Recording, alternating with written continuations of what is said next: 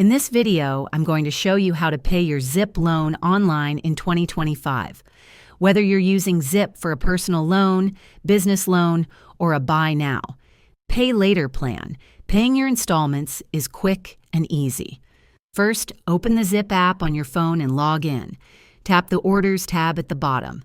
Find the order you want to pay off and tap Pay Now. Choose your payment method, credit or debit card, and confirm the payment. Your installment will be processed, and your spending power will update within 24 to 48 hours. Alternatively, you can use the Zip customer portal at customer.us.zip.co. Log in using your mobile number or email. Select the order, click Pay Now, and choose your payment method. If you prefer to pay via Paytm, FreeCharge, or MobiKwik, you can do so through their platforms. Simply visit the respective websites or apps, enter your Zip loan details, and complete the payment using your preferred method.